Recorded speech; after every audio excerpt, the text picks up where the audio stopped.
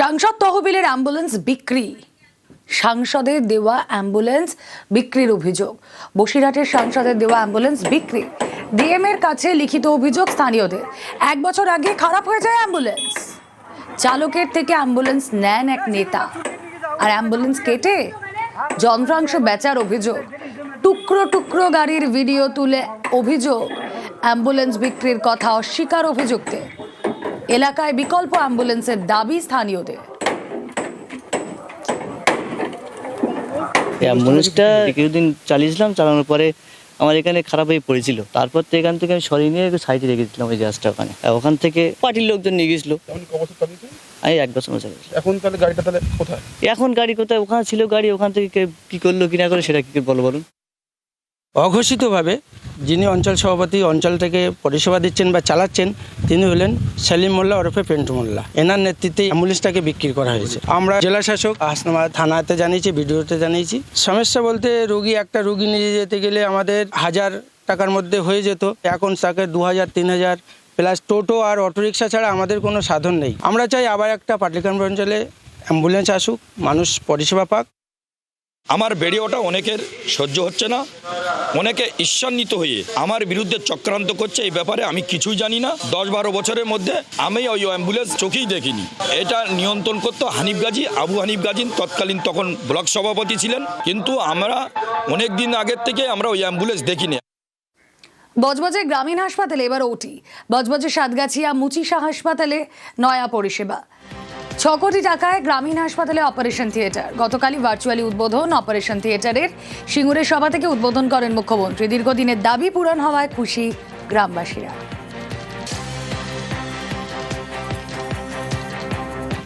মানবিক মুখ্যমন্ত্রী মমতা বন্দ্যোপাধ্যায় এটা ভার্চুয়ালি উদ্বোধন করেছেন।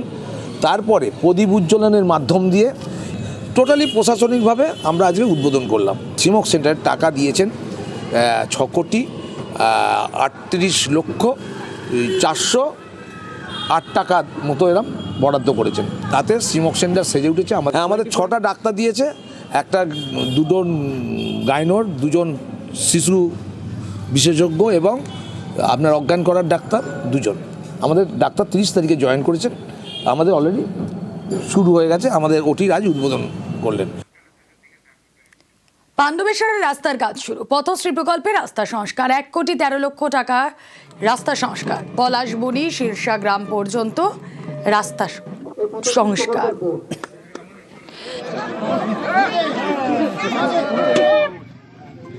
আমরা এখন নারকেল ভেঙে পাণ্ডবেশ্বরের ছবি দেখছেন আপনারা। 1 কোটি 13 লক্ষ টাকায় রাস্তা সংস্কার।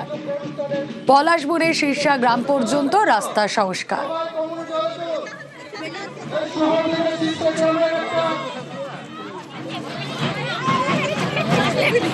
পথশ্রী প্রকল্পে প্রায় 1 কোটি 25 লক্ষ টাকা ব্যয়। মমতা বন্দ্যোপাধ্যায় দেখিয়েছেন উন্নয়ন কাকে বলে। সাম্প্রদায়িকতার বিরুদ্ধে উন্নয়নের লড়াই। শুধু উখাড় কে ফেক দেंगे, হ্যাঁ, আর पकड़ के ले जाएंगे, ভোটার লিস্ট में নাম কাট দেंगे, এটা বললে বাংলা দখল করা যাবে না। বাংলার মানুষ রবীন্দ্র নজরুলের মানুষ, বাংলার মানুষ মাতঙ্গিনী হাজরার মানুষ। তাই বাংলা কিন্তু সগর্বে বলে জয় বাংলা। নতুন ব্রিজ পাচ্ছে ফাঁসি দেওয়া। যাতায়াতে ভোগান্তির দিন শেষ। টুনা নদীর উপর তৈরি হচ্ছে ব্রিজ। 2024-এ প্রবল বৃষ্টিতে ভেঙে যায় ব্রিজের সংযোগকারী রাস্তা। শিলিগুড়ি মহকুমা পরিষদের উদ্যোগে কাজ। 62 লক্ষ টাকায় তৈরি হচ্ছে 125 মিটার পাকা ব্রিজ।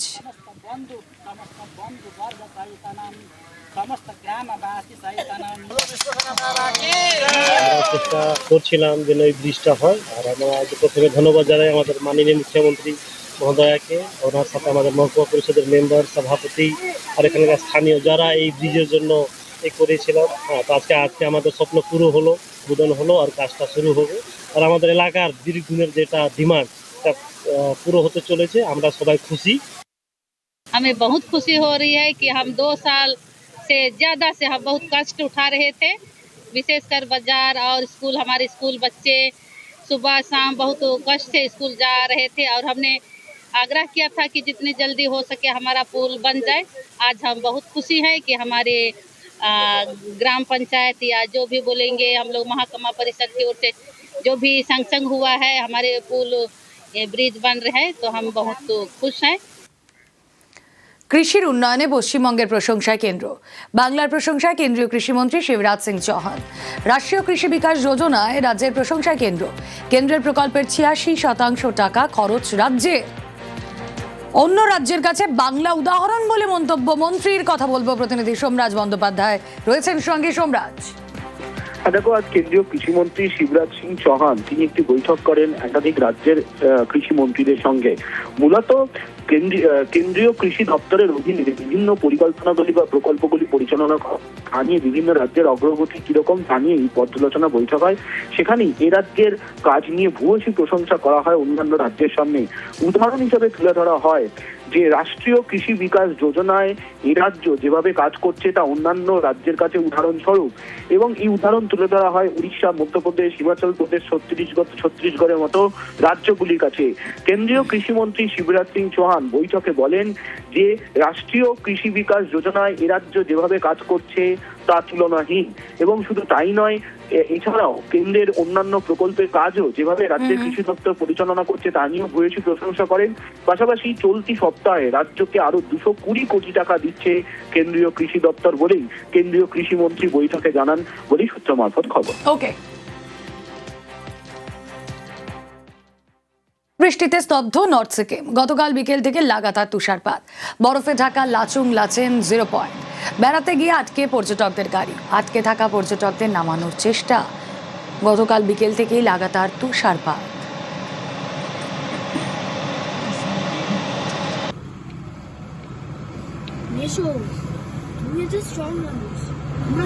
কি কাণ্ড বলুন তো, মিমি দেরি করে গেলেন অনুষ্ঠানে, যথাসময়ে অনুষ্ঠান শেষ করলেন উদ্যোক্তা, আর উদ্যোক্তা গ্রেফতার হয়ে গেলেন। হ্যাঁ, মিমি চক্রবর্তীর একটি অনুষ্ঠান ছিল, সেই অনুষ্ঠানে পৌঁছানোর কথা ছিল 10টা পৌনে 10টার সময়, আর সেখানে 10:30টার মধ্যে পৌঁছলেও হতো, কিন্তু সেখানে পৌনে 12টায় পৌঁছন, এরকমটাই অভিযোগ মিমি চক্রবর্তী। আর তারপর 12টা পর্যন্ত অনুষ্ঠানের সময়সীমা ছিল, সেই অনুষ্ঠানে উঠে গ্রেফতার, সেই মঞ্চে উঠে অনুরোধ করলেন মঞ্চ থেকে নেমে যাওয়ার উদ্যোক্তা, আর সেই উদ্যোক্তার বিরুদ্ধে হেনস্থার অভিযোগে ধৃত অনুষ্ঠানের উদ্যোক্তা।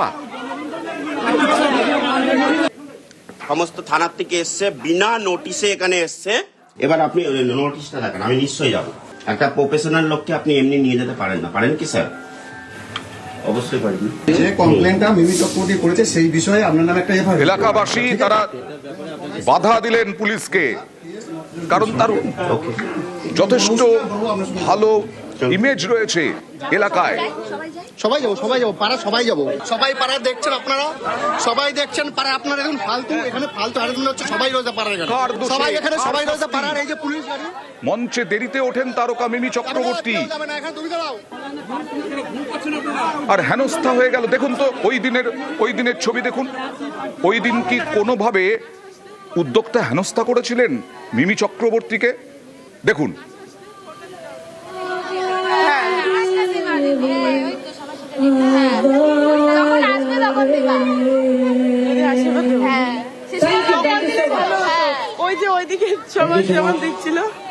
আপনারা মিমি চক্রবর্তীকে দেখলেন।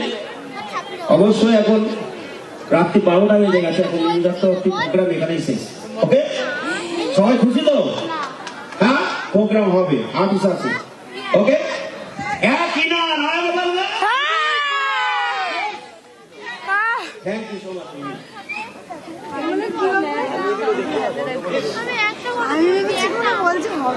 এতেই মিমির গোসা হলো।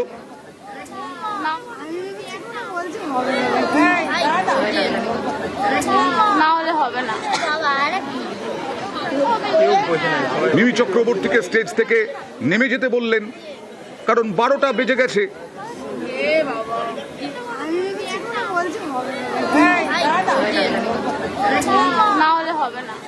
সরাসরি চলে যাব প্রতিনিধি অনিরুদ্ধর কাছে। অনিরুদ্ধ, এ কেমন গ্রেফতার?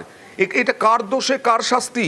এসেছিলেন তো অনেকক্ষণ পরে, আর এই ভদ্রলোক তো 12টা বেজে গেছে, না হলে তো উনি কেস খেতেন।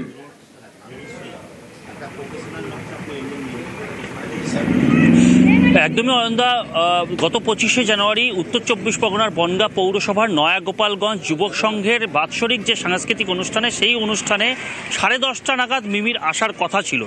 এই তনয় শাস্ত্রী আগেই অভিযোগ করেছিলেন যে মিমির আসার কথা ছিল 10:30টায়, তিনি 1 ঘন্টা 15 মিনিট দেরি করে 11:45 নাগাদ এসে পৌঁছায় অনুষ্ঠান স্থলে এবং প্রশাসনের তরফ থেকে অনুষ্ঠান করবার জন্য 12টা পর্যন্ত অনুমতি দিয়েছিল। তিনি সেই কারণেই কোনো রকম অপমান করেননি, নমনীয়ভাবে মিমির কাছে আবেদন জানিয়ে রীতিমতন বলেছিল যে মঞ্চ থেকে নেমে যেতে, কারণ 12টা বেজে গেছে, আগামীতে পরীক্ষা রয়েছে, এলাকার ছাত্রছাত্রীদের অসুবিধা হতে পারে, সেই কারণেই তিনি অনুরোধ করেছিলেন। এবং মিমির অভিযোগকে তিনি মিথ্যা অভিযোগ বলেও দাবি করেছিলেন আগে, এবং রীতিমতন আজ সেই অভিযোগেই এই উদ্যোক্তা শ্রী তনয় শাস্ত্রীকে গ্রেপ্তার করেছে বনগাঁ থানার পুলিশ। এবং পুলিশের সূত্রে খবর, ইতিমধ্যেই পুলিশের তরফ থেকেও একটি স্বপ্রণোদিত মামলা করা হচ্ছে এই তনয় শাস্ত্রীর বিরুদ্ধে, কারণ এই মিমির ঘটনার তদন্ত করতে গিয়ে পুলিশকে বাধা সৃষ্টি করা হয়েছে এবং পুলিশকে হেনস্থা করা হয়েছে। সেই অভিযোগে তনয় শাস্ত্রীকে গ্রেপ্তার করা হয়েছে এবং আরো 2জনকে, অর্থাৎ মোট এই ঘটনায় 3জন। এই অতি সক্রিয়তা কেন? আমি নিশ্চয়ই যাব, একটা প্রফেশনাল লোককে আপনি এমনি নিয়ে যেতে পারেন না, পারেন কি স্যার? দেখো, ইতিমধ্যেই ওই এলাকার অর্থাৎ নয়াগোপালগঞ্জের যে সমস্ত বাসিন্দারা আছে তারা রীতিমতন অভিযোগ করছেন যে এই তনয় শাস্ত্রীকে ব্যক্তিগতভাবে আক্রমণ করবার জন্যই তাকে গ্রেপ্তার করা হয়েছে।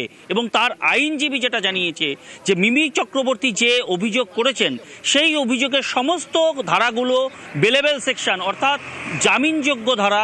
সেক্ষেত্রে কেন তাদের ক্লায়েন্টকে আগে থেকে নোটিশ দেওয়া হয়নি, না নোটিশ দিয়ে গ্রেফতার করাটাকে অন্যায় বলেও দাবি করছেন আইনজীবী। নোটিশ না দিয়ে তনয় শাস্ত্রীকে গ্রেফতার করা হলো দেখেই বোঝা যাচ্ছে পরিষ্কার যে 12টা বেজে গেছে, 12টার পরে অনুমতি আর নেই। তনয় শাস্ত্রী শাস্তিযোগ্য অপরাধে পড়ে যেতেন, মিমি চক্রবর্তী অনেক দেরি করে গেলেন, তারপরে তিনি অভিযোগ দায়ের করে দিলেন যে হেনস্থার। তাও সেদিন কি বলেছিলেন মিমি চক্রবর্তী দেখুন। ক্যারিয়ারে এটা প্রথমবার হলো। এই উদ্ধত্ত আমি কোনোদিন কোনো অর্গানাইজারের থ্রু থেকে দেখিনি। একজন মেয়ে যখন স্টেজ করতে যায়, আর সেই ক্ষেত্রে যে কোনো আর্টিস্ট, আজকাল লোকে ভাবা শুরু করেছে যে ওনারা তাদের প্রপার্টি হয়ে যায়। এখানে তো চুপ করে থাকার প্রশ্নই নেই। এই লোকগুলো এটাকে নর্মালাইজ করে এটা ভাববে যে বাকি মেয়েদের সাথে ওরা এটাই করতে পারে। সো আমার সাথে উনি যেটা করেছেন, আমি স্টেজে পারফর্ম করছিলাম, উনি হঠাৎ আমার পারফরমেন্সের মাঝে এসে আমায় বলেন আপনি চলে যান। আমি সিরিয়াসলি আমি বুঝতে পারিনি উনি আমায় বলছেন। The shock came so subtle. আমি কিচ্ছু বলি না, আমি ওনার দিকে তাকালাম, উনি বললেন হ্যাঁ আপনি চলে যান, নেমে যান স্টেজ থেকে।